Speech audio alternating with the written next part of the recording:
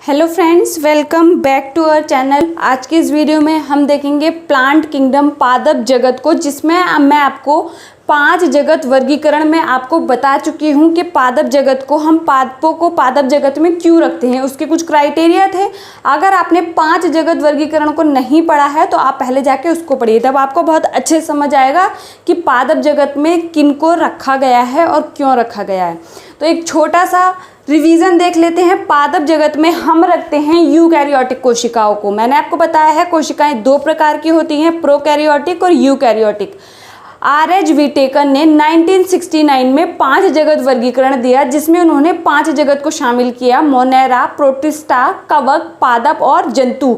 जिसमें सभी प्रोकैरियोटिक कोशिकाओं का जो प्रकार होता है वो मोनेरा जगत के अंदर आता है। बाकी 4 जो जगत बचते हैं उनके अंदर यूकैरियोटिक कोशिकाओं वाले जीव आते हैं। पादपों के अंदर जो है, प्लांट किंगडम के अंदर यूकैरियोटिक कोशिकाएं होंगी, ये तो हमें पता चल गया। साथ में यहाँ पर बहुकोशिकीय जीव होते हैं, मतलब जो एक कोशिका से नहीं मिलकर बने होते, बहुत सारी कोशिकाओं से मिलकर बने होते हैं।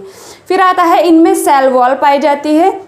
आपसे पूछा जाए पादप जगत और जंतु पादपों और जंतु में जो है सबसे बड़ा जो अंतर होता है वो किसका होता है? आपका कोशिका भित्ति का ही होता है। पादपों में कोशिका भित्ति उपस्थित होती है जो कि सेल वॉल की बनी होती है, जबकि जंतुओं में कोशिका भित्ति नहीं होती। तो जंतुओं का बाहरी आवरण क्या होगा? कोशिका झिल्ली होगा। पादपों का कोशिका भित्ति होगा। ठीक है। फिर इसमें क्या है? पोषण का प्रकार स्वपोषी है, मतलब ये अपना भोजन खुद बना सकते हैं। यही कैरेक्टर आप देख सकते हैं कि आपको कवक में भी मिलेंगे। यूकैरियोटिक सेल है, बहुकोशिकीय है, कोशिका भित्ति पाई जाती है, लेकिन काइटिन की बनी होती है और वो क्या होते हैं? परपोषी होते हैं, अपना भोजन खुद नहीं बना सकते, इसलिए वो कहाँ है? अलग जगत में है, कवक में। बहुत सारे बच्चों को एक कन्फ्यूजन होता है कि जो कवक हैं वो पादप हैं। पादप कैसे हो सकते हैं? वो परपोषी प्रकार के होते हैं, इनमें पोषण का प्रकार परपोषी होता है, वो अपना भोजन खुद नहीं बना सकते। इनको पहले पादप जगत में रखा गया था जब शुरू में स्टार्टिंग में क्लासिफिकेशन हुआ था, जब सिर्फ 2 जगत वर्गीकरण था, तब इनको पादपों में रखा गया था, क्योंकि इनको देखा गया था कवकों और बैक्टीरिया में कि कोशिका भित्ति है, तो इसी आधार पर ये गमन नहीं कर सकते। इस आधार पर उन्होंने इनको पादप जगत में रखा। अब देखिए, पादप किंगडम जो है उसको क्लासिफाई किया गया है आपका क्रिप्टोगेम्स और फेनेरोगेम्स। ये मैं आपको अभी डिटेल में बताऊंगी। उससे पहले अगर आप चैनल पर नए हैं तो चैनल को सब्सक्राइब कर लीजिए, आपके RRB ग्रुप डी के लिए, साइंस का जो क्रैश कोर्स है उसके लिए, जिसमें हम एक बहुत जल्दी क्वेश्चन सीरीज शुरू करने जा रहे हैं, जिसमें 30 दिन का आपका टारगेट रहेगा। हर चैप्टर से आपको एक क्लास में एक चैप्टर आपका फिनिश हो जाएगा क्वेश्चंस के साथ। तो जल्द ही चैनल को सब्सक्राइब कीजिए। नीचे जो आपको लिंक मिलेगा वहां आपको जाना है, क्वेश्चन सीरीज वहीं चलेगी। यहाँ पर आपके इंपॉर्टेंट क्वेश्चन चल रहे हैं और एक चैप्टर का क्विक रिवीजन हो रहा है। तो जिन बच्चों ने अभी तक कुछ नहीं पढ़ा, जिनको रिवीजन चाहिए, तो चैनल को सब्सक्राइब कीजिए। जितना ज़्यादा आप शेयर करेंगे, क्योंकि चैनल अभी न्यू है, तो आप जितना ज़्यादा शेयर करेंगे उतना आपके लिए बेनिफिशियल होगा। ठीक है। तो प्लांट किंगडम में प्लांट किंगडम को 2 जगत में बांटा गया है, क्रिप्टोगेम्स और फेनेरोगेम्स। क्रिप्टोगेम्स का ही मतलब क्या होता है? आपका अपुष्पोद्भिद, जिसको क्या बोलते हैं आप हिंदी में? अपुष्पोद्भिद, मतलब इनमें पुष्प नहीं पाए जाते हैं। क्रिप्टो, अब मैंने आपको बताया था क्रिप्टो, आप मीनिंग पे जाएंगे, हर वर्ड के आप मीनिंग को देखेंगे तो आपको बायोलॉजी बहुत ज़्यादा सिंपल लगेगी। फिर आता है फेनेरोगेम्स। फेनेरोगेम्स का मतलब होता है पुष्पोद्भिद, मतलब इससे पता चल रहा है कि इनमें पुष्प पाए जाएंगे।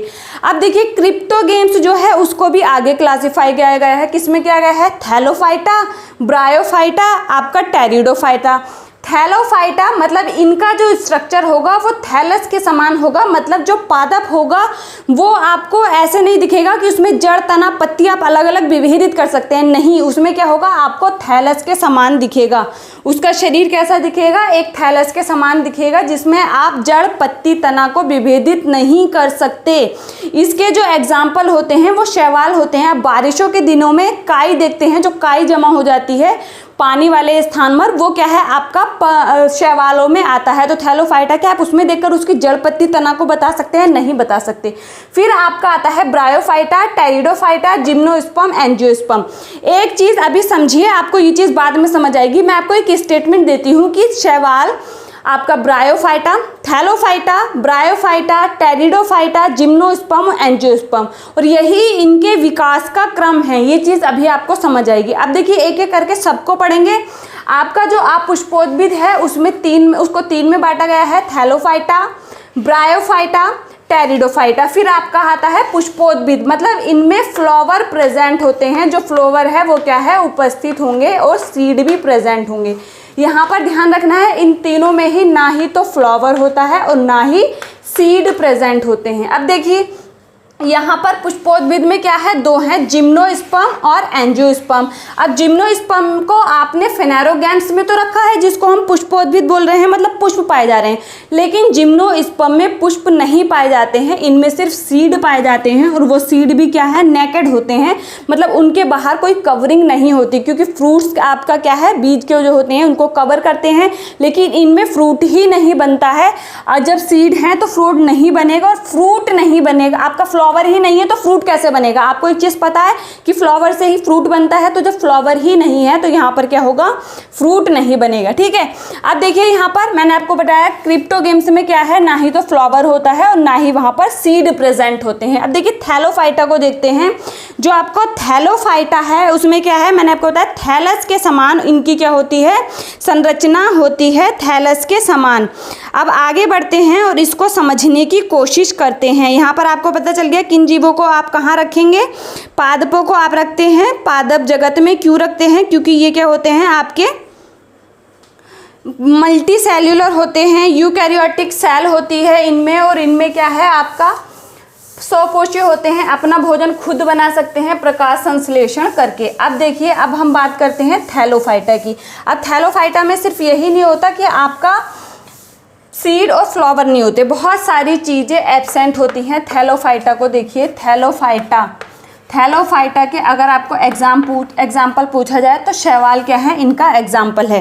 अब थैलोफाइटा को समझिए, मैंने आपको बताया थैलस के समान क्या होता है, इनका बॉडी ऑर्गेनाइजेशन होता है, शारीरिक संगठन क्या कहें, मतलब थैलस जैसा होता है, तो मतलब अविभेदित होता है, जड़ पत्ती तना में विभेदित नहीं रहता, अनडिफ्रेंशिएटेड, अविभेदित होता है, जड़ पत्ती तना में विभेदित नहीं रहता है। फिर देखिए इनमें अगर देखें क्या सीड प्रेजेंट होते हैं, तो सीड प्रेजेंट नहीं होते, जो सीड बीज होते हैं वो प्रेजेंट नहीं होते। आपका इनमें फ्लावर होता है, फ्लावर भी एब्सेंट होता है, फ्लावर नहीं होगा तो फ्रूट भी नहीं होगा। फिर देखिए पादप जो होते हैं, प्लांट्स जो होते हैं, देखिए वो क्या करते हैं, ये आपका प्लांट्स ले रहे हैं, इनकी यहाँ जड़ इस तरीके से तना पत्ती वगैरह, तो यहाँ पर क्या होता है, जड़ें मिट्टी से वाटर को एब्जॉर्ब करती हैं, तो जिस टिश्यू से, जिस ऊतक से करती हैं उसको बोलते हैं जाइलम। और जो फ्रूट आपका पत्तियों में बनता है, जो भोजन बनता है, उसको पूरे पादप में ट्रांसपोर्ट किया जाता है, उसको किससे किया जाता है, फ्लोएम से। तो यहाँ पर वो भी एब्सेंट होता है, जाइलम और फ्लोएम, और इनको बोलते हैं संवहनी ऊतक। संवहनी ऊतक, वैस्कुलर टिश्यू यहाँ पर क्या होते हैं, एब्सेंट होते हैं। और यहाँ पर एक चीज़ आपने ध्यान रखनी है कि जो एम्ब्रियो बनता है वो एम्ब्रियो नहीं बनता। जब निषेचन होता है तो हमें क्या पता है, जाइगोट बनता है, जाइगोट के बाद एम्ब्रियो बनता है। यहाँ पर एम्ब्रियो नहीं बनता, एम्ब्रियो क्या होता है, भ्रूण क्या होता है, एब्सेंट होता है। ये चीज़ भी ध्यान रखनी है। तो सबसे जो इम्पोर्टेंट चीज़ है आपने क्या ध्यान रखनी है, थैलोफाइटा का शरीर अविभेदित नहीं होता, मतलब इनमें जड़ पत्ती तना नहीं पाया जाता है, अविभेदित है। सीड जो है, बीज अनुपस्थित होता है, फ्लावर अनुपस्थित होता है, फ्लावर अनुपस्थित होगा तो फ्रूट भी अनुपस्थित होगा, क्योंकि फ्लावर से ही फ्रूट बनता है। संवहनी ऊतक, जिन्हें जाइलम वाटर को ऊपर लेके जाता है, फ्लोएम फूड को ट्रांसपोर्ट करता है, ये दोनों एब्सेंट होते हैं। आपका एम्ब्रियो निषेचन के बाद यहाँ पर भ्रूण का निर्माण नहीं होता। अगर आप इनका आवास देखें तो इनका आवास क्या होगा, ये जलीय होते हैं। क्या होते हैं, जलीय होते हैं, समुद्री या फिर खारे जल में पाए जाते हैं। इनका जो आवास होता है वो क्या होता है, जलीय होता है। ये चीज़ भी ध्यान रखनी है। इनके एग्जाम्पल क्या है, आपका एल्गी है, शैवाल है, ध्यान रखना है, ठीक है। फिर देखिए आगे बढ़ते हैं, ब्रायोफाइटा। देखिए विकास का क्रम भी जो मैंने आपको बताया उस चीज़ को समझिए। सबसे पहले ब्रायोफाइटा, सबसे पहले जो एम्ब्रियोफाइटा है, मतलब जिनमें सबसे पहले एम्ब्रियो पाया गया, जाइगोट से एम्ब्रियो बनेगा, युग्मनज से भ्रूण बनेगा, तो वो क्या है, एम्ब्रियोफाइटा, ब्रायोफाइटा है। एम्ब्रियोफाइटा। कौन है वो? आपका ब्रायोफाइटा। सबसे पहले एम्ब्रियोफाइटा, सबसे पहले एम्ब्रियो किस में बना? तो वो किस में बना? आपका ब्रायोफाइटा के अंदर बना। अब देखिए इसमें देखेंगे आपका जो सेल और बॉडी ऑर्गेनाइजेशन है, मतलब बॉडी जो पाई जाएगी वो क्या है? विभेदित होगी। विभेदित तो होगी लेकिन इनमें वास्तविक जड़, पत्ती और तना नहीं होता है। इनमें जड़ जैसी, पत्ती जैसी और तने जैसी संरचना पाई जाती है लेकिन वास्तविक जड़, पत्ती और तना नहीं होता है। जड़ों को राइजोइड्स बोलते हैं। तो यहाँ पर क्या बोलेंगे? फॉल्स रूट और आपका फॉल्स लीफ और ट्री सब क्या है? आपका स्टेम और आपका लीफ, ये सब क्या है? फॉल्स, मतलब असत्य पाए जाएंगे। ठीक है, फिर देखिए वेस्कुलर टिश्यू जो है, यहाँ पर सीड जो होगा, सीड भी एब्सेंट होगा। मैंने आपको बताया था तीनों में ही एब्सेंट होता है आपका बीज। फिर यहाँ पर फ्लावर भी एब्सेंट होगा, फ्लावर भी नहीं होंगे। फ्लावर किस में होते हैं? सिर्फ एंजियोस्पर्म में होते हैं। फ्लावर नहीं होगा तो फ्रूट भी नहीं बनेगा। बीज भी यहाँ पर नहीं होते हैं। इसके बाद देखिए वेस्कुलर टिश्यू जो होते हैं, वेस्कुलर टिश्यू संवहनीय ऊतक जो होते हैं, जाइलम फ्लोएम, यहाँ पर वो भी एब्सेंट होते हैं। संवहनीय ऊतक क्या है? एब्सेंट होते हैं। इनका आवास देखें तो ये स्थलीय होते हैं लेकिन निषेचन के लिए जल पर आपके जल पर निर्भर रहते हैं, इसीलिए इन्हें पादप जगत का उभयचर कहा जाता है। इन्हें पादप जगत का क्या कहा जाता है? उभयचर, क्योंकि ये रहते तो जल में हैं लेकिन निषेचन के लिए किस पर आपके डिपेंड होते हैं? आपके जल पर डिपेंड होते हैं। इन्हें पादप जगत का एम्फीबियन उभयचर कहा जाता है। बहुत बार क्वेश्चन पूछा गया है।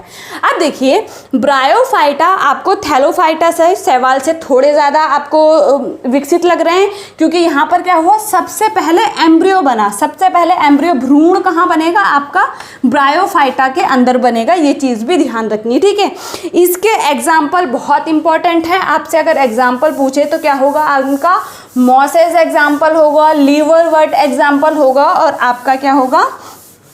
लीवरवर्ट और आपका मॉसेस, लीवरवर्ट आपका इसके एग्जाम्पल हैं और इसका एग्जाम्पल ही आपसे पूछा जाता है। ठीक है, ब्रायोफाइटा के। फिर देखिए अगर हम बात करें, अब आती है बात टेरिडोफाइटा की। टेरिडोफाइटा, विकास के क्रम को भी समझते जाएंगे, उस लाइन को समझेंगे। फिर आता है टेरिडोफाइटा। टेरिडोफाइटा जो है सबसे पहले, मतलब जो अच्छी तरीके से अगर हम जिसको कहें विकसित तरीके से जो स्थल पर आए, वो कौन है? आपके टेरिडोफाइटा हैं। अब टेरिडोफाइटा को समझिए। टेरिडोफाइटा जो होते हैं इनका क्या है? इनकी सेल क्या होगी? आपका पादप जगत में है। तो फिर इनमें कायिक संगठन देखिए तो विभेदित होता है, मतलब यहाँ पर जो बॉडी है विभेदित होती है। जड़, पत्ती, तना, वास्तविक जड़, वास्तविक तना और पत्ती यहाँ पर पाई जाती है। फिर उसके बाद देखिए सीड होगा, क्या बीज होगा? तो सीड यहाँ पर नहीं होगा क्योंकि सीड तीनों में ही नहीं होता क्रिप्टोगेम्स में, तो सीड यहाँ पर नहीं होगा।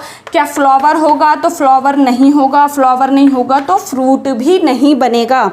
फिर उसके बाद वेस्कुलर टिश्यू, संवहनीय ऊतक, तो यस यहाँ पर जो आपके जाइलम और फ्लोएम होते हैं संवहनीय ऊतक पाए जाते हैं। तो सबसे पहले संवहनीय ऊतक किस में पाए गए? टेरिडोफाइटा में पाए गए। फिर उसके बाद एम्ब्रियो तो बनेगा ही क्योंकि सबसे पहले ब्रायोफाइटा में बने थे और यही उनके विकास का क्रम है, तो एम्ब्रियो तो बनेगा ही।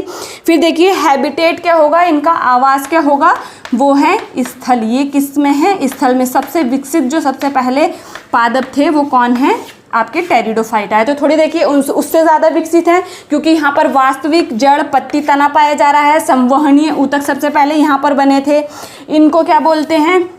इनको आप स्नैक भी बोलते हैं पादप जगत का, इस चीज़ को भी ध्यान रखना है। फिर इसके एग्जाम्पल अगर आप देखेंगे, इसके जो एग्जाम्पल हैं वो आपके होंगे फर्न्स इसके सबसे इम्पॉर्टेंट एग्जाम्पल हैं। एग्जाम्पल को नोट करते जाएंगे। भैया क्विक रिवीजन है तो इसमें क्विक रिवीजन में क्विक की तरह ही पढ़ाया जाएगा। आपको यहाँ पर एक्सप्लेन करने बैठे तो इसको 3 दिन लग जाएंगे। वैसे आपको चीज़ें समझ आ रही होंगी, कुछ भी ऐसा नहीं है जो आपको समझ नहीं आ रहा होगा। फिर उसके बाद देखिए हम बात करते हैं हमारे जो फेनेरोगेम्स हैं। फेनेरोगेम्स हैं जिसको पुष्पोषभिद बोलते हैं, वो कितने हैं? 2 प्रकार के हैं। आपका जिम्नोस्पर्म, अनावर्त बीजी। जिम्नोस्पर्म आपका अनावर्त बीजी। फिर आता है आपका एंजियोस्पर्म। हम जो वास्तव में पढ़ते हैं कि पुष्पीय पादपों के आकार की और ये सब क्या है, एंजियोस्पर्म के बारे में पढ़ते हैं, आपके आवर्तबीजी के बारे में पढ़ते हैं। 80% यही होते हैं, बाकी सारे में 20% में दूसरे आते हैं। फिर देखिए जिम्नोस्पर्म। जिम्नोस्पर्म में आपका सीड पाया जाता है, लेकिन वो सीड नेकेड होता है, नग्न होता है, किसी भी कवर से कवर नहीं होता। जैसे आप एक एग्जाम्पल लें, आपके जो अमरूद है उसमें बीज पाए जाते हैं और उसको फ्रूट ने कवर कर रखा है, लेकिन यहाँ पर फ्रूट ही नहीं होता है, तो क्या है आपका फ्लावर नहीं होगा तो फ्रूट नहीं बनेगा, तो सीड क्या होंगे आपके नग्न होंगे, नग्न तरीके से मिलेंगे। यहाँ पर जिम्नोस्पर्म में सीड होते हैं लेकिन नग्न होते हैं, फ्लावर यहाँ पर नहीं बनता। जब फ्लावर नहीं बनेगा तो आपका फ्रूट भी नहीं बनेगा। फिर देखेंगे टाइप, अगर इसके हम जो आपका जिम्नोस्पर्म है उसको देखें तो यहाँ पर आप देखेंगे कि जिम्नोस्पर्म में जो हैं आपका ये सदाबहार टाइप के पौधे होते हैं, मतलब हर मौसम में मिलेंगे, सदाबहार हैं। इनमें वास्तविक जड़ पत्ती तना पाई जाती हैं। इनके अगर उदाहरण आप देखेंगे तो उदाहरण इनका साइकस और चीड़ पाइनस, साइकस और चीड़ पाइनस को आप ध्यान रखेंगे इनका उदाहरण, ठीक है। तो जिम्नोस्पर्म और ज़्यादा विकसित हुए आपके टेरिडोफाइट्स में, क्योंकि इनमें सबसे पहले सीड बने, लेकिन वो सीड क्या थे, नेकेड थे, नग्न थे, फ्लावर नहीं है तो फ्रूट भी नहीं बनेगा। इसके एग्जाम्पल साइकस और पाइनस होंगे, ठीक है। यही इनके ऐसे ही इनका विकास का क्रम है। फिर आता है आपका आवर्तबीजी, जिसको बोलते हैं आप एंजियोस्पर्म। तो एंजियोस्पर्म को समझिए, एंजियोस्पर्म 2 तरह के होते हैं। एंजियोस्पर्म 2 तरह के होते हैं। राइटिंग पर मत जाना, बहुत जल्दी आपको पढ़ाया जा रहा है तो इस चीज़ पर ध्यान ना दें। एंजियोस्पर्म होते हैं 2 प्रकार के। सबसे विकसित प्रकार के हैं, इनमें क्या होगा, भ्रूण भी होगा, इनमें तना तो पाया जाता है, क्योंकि आपके ब्रायोफाइटा के बाद सभी में पाया जा रहा है, जड़ पत्ती तना में विभेदित है शरीर। इनमें क्या होगा, आपका सीड भी पाया जाता है और वो क्या होगा, डेवलप होगा, कवर होगा, फ्लावर पाया जाता है, तो मतलब फ्रूट भी यहाँ पर होंगे। क्या बनेंगे, फ्रूट भी यहाँ पर बनेंगे, ठीक है। आपके एंजियोस्पर्म में क्या है, फ्रूट भी बनेंगे। फिर देखिए, अगर हम देखें यहाँ पर 2 प्रकार के आपको मिलेंगे, मोनोकॉट और डाइकॉट। अच्छा, मोनोकॉट और डाइकॉट क्यों बोल रहे हैं, यहाँ पर देखिए आपके जो बीज होता है उसमें कुछ, यहाँ पर बीज जैसे आप ज़मीन में डालते हैं तो वो ग्रो हो जाता है, तो मतलब उसमें कुछ पोषक तत्व हैं। तो यहाँ पर एक जो संरचना होती है जिसको बोलते हैं कॉटिलिडन्स, वो होती है कॉटिलिडन, तो उसमें ये पोषक तत्व स्टोर रहते हैं। तो यहाँ पर एक कॉटिलिडन पाया जाता है और यहाँ पर 2 कॉटिलिडन पाए जाते हैं। अच्छा, इसका अगर एग्जाम्पल देखें तो आप चना देखिए, चने को आप 2 बराबर भागों में तोड़ सकते हैं, तो वो उसका पार्ट क्या है, 2 कॉटिलिडन है, एक इधर एक इधर। जबकि गेहूँ, ज्वार, बाजरा, इनको आप 2 पार्ट्स में डिवाइड नहीं कर सकते, मतलब जिनमें एक कॉटिलिडन पाया जाएगा वो मोनोकॉट, एक बीजपत्री, जिनमें 2 कॉटिलिडन पाए जाएंगे वो आपके डाइकोट, द्विबीजपत्री। तो ये सारे क्या है, एंजियोस्पर्म हैं, आवर्तबीजी हैं आपका। तो आपको अब विकास का क्रम समझ आया। देखिए सबसे पहले क्या था, आपके थैलोफाइटा थे, उनमें क्या था, ना ही तो एम्ब्रियो बन रहा था निषेचन के बाद, ना ही वो डेवलप थे, उनमें जड़ पत्ती तना नहीं थी। फिर उसमें क्या था, संवहन ऊतक भी नहीं थे। फिर उसमें क्या था आपका, वो जल में रहते थे। फिर उसके बाद आया ब्रायोफाइटा, सबसे पहले एम्ब्रियो बना, इसलिए उनको एम्ब्रियोफाइटा भी कहते हैं। सबसे पहले जो एम्ब्रियोफाइटा हैं वही हैं। फिर वो स्थल पे आए, जल से निकल के स्थल पे आए, उनमें संवहन ऊतक तो नहीं मिल रहे थे, ना ही उनकी बॉडी विभेदित थी, लेकिन वास्तविक जड़ पत्ती तना वहाँ पर नहीं था। फिर उसके बाद टेरिडोफाइट आए, तो वो और ज़्यादा विकसित थे, उनमें संवहन ऊतक भी पाए गए। सबसे पहले जो विकसित स्थलीय पादप थे वो आपके टेरिडोफाइटा थे, उनमें एम्ब्रियो तो सब में ही बनेगा, क्योंकि विकास का क्रम ही है, जब एक बार ब्रायोफाइटा में स्टार्ट हो गया तो सब में बनेगा। फिर उसके बाद जिम्नोस्पर्म आए, वो और भी ज़्यादा आपके डेवलप थे, फेनेरोगैम्स में आते हैं, क्योंकि उसमें सीड पाए जाते हैं, लेकिन उनके जो सीड थे वो नेकेड थे, उनमें कवर नहीं था, फ्लावर नहीं था, तो फ्रूट भी नहीं बना। फिर उसके बाद सबसे विकसित जो प्लांट आए वो क्या थे, आपके एंजियोस्पर्म। सीड है, कवर है, फ्लावर है, फ्रूट बनेगा आपका। 2 प्रकार के होते हैं, एक बीजपत्री, द्विबीजपत्री। जिनमें एक कॉटिलिडन पाया जाता है वो एक बीजपत्री है, जिनमें 2 कॉटिलिडन पाए जाते हैं वो द्विबीजपत्री हैं। इनके एग्जाम्पल आप देखेंगे तो सभी आपके जो प्लांट हैं, आप आम, सेब, केला, ये सभी क्या हैं, आपके एंजियोस्पर्म में आते हैं। 80% तक आपको एंजियोस्पर्म ही होते हैं, बाकी में ये सब चारों कैटेगरी आती हैं, ठीक है। हो गया क्विक रिवीजन, इससे ज़्यादा क्विक और कुछ हो सकता है, इसको अगर डिटेल में पढ़ाने बैठेंगे तो बहुत टाइम लग जाएगा। तो ये आपका क्विक रिवीजन का एक वीडियो है, तो अच्छे से पढ़िए, शेयर ज़्यादा कीजिए, इससे आपको ही बेनिफिट मिलेगा, ठीक है। तो मिलते हैं हमारे नेक्स्ट वीडियो में, पढ़ते रहिए। Thank you.